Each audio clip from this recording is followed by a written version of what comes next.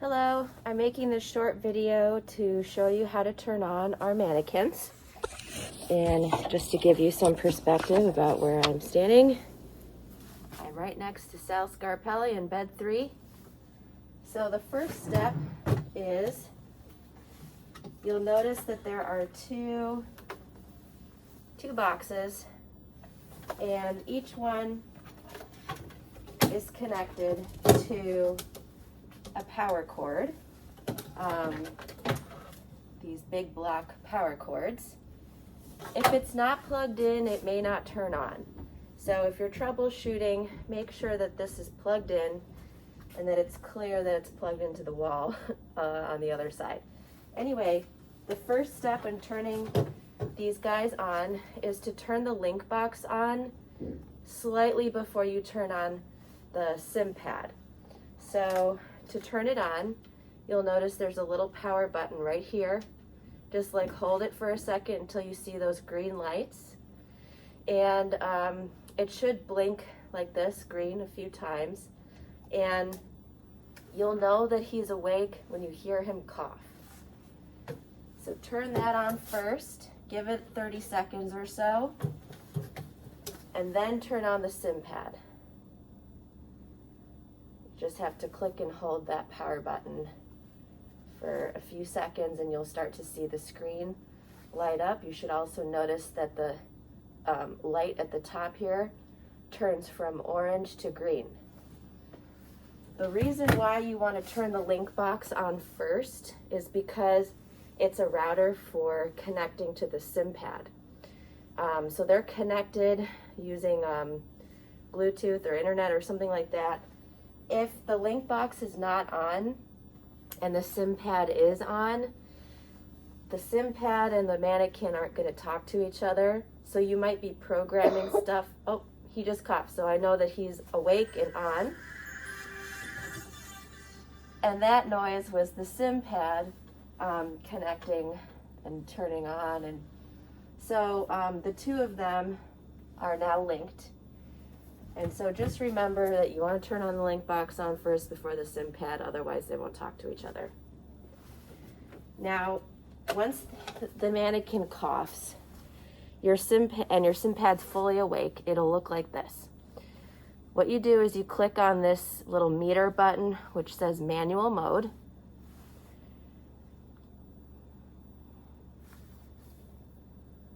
You might be able to hear him breathing in the background now that he's on. When it gets to this screen, just click OK, and you should see yourself at this screen. The next step you want to do is calibrate the blood pressure so that when you program a blood pressure here, it's accurate and matches what the student will get. So what you do is you click on the menu button over here, and you click on manual mode preferences at the top, and you click on blood pressure calibration. And you'll see something that looks like this. So what you do is we're going to go over to the Manikin's blood pressure cuff.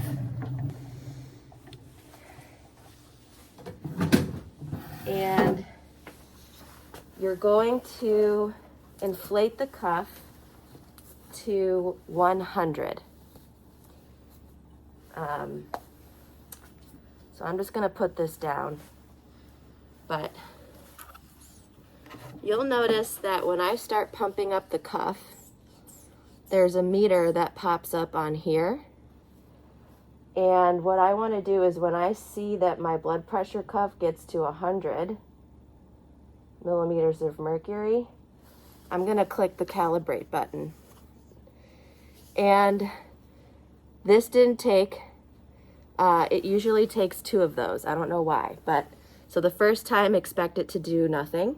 So just click back, click on blood pressure calibration one more time, and just do it one more time. I'm going to do it, I kind of need 2 hands, so I'm going to just do it here and show you what happens. When it's successful and you hit the calibrate button, it'll have that calibrated at 100. And so then you know it was successful. So you just click back twice, 3 times, and you're back to where you started.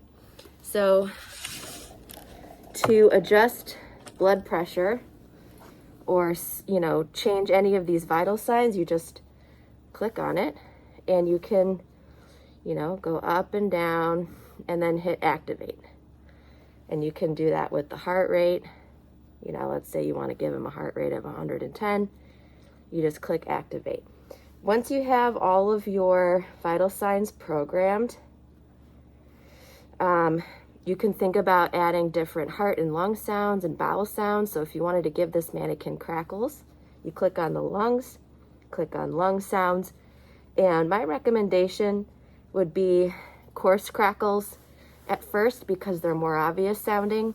Once the student is picking up on coarse crackles, then you can switch it to fine crackles and have them hear the difference. Sometimes they don't quite hear the fine crackles for the first time. So if you really want them to notice crackles, I would just do coarse crackles. Now, if the student says, I need, you know, you to turn up the volume for the blood pressure, the heart sounds, any of that, you would click that speaker button, and the volume settings are all right here. So you can see that's the blood pressure icon. If they need you to turn up the volume, you just increase the volume like that. You can also increase the heart sounds if they're having trouble hearing the heart rate or anything like that. So once those are up, you just click back. And once everything is programmed the way that you want, you click start. And I turned up that heart rate really loud. You might be able to hear it in the background. Anyway, that's how you get started programming and turning on the mannequins.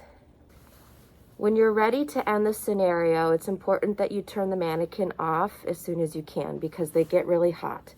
And it's not great for their hardware. So to turn off the mannequin and the sim pad, it's very simple. You just click and hold the button right here for a second until you see this. And you want to click that green button that says simulator and sim pad. And what that does is it turns off both the sim pad and the mannequin. So just go around to each of those sim pads, click and hold that button for a second, and click the green.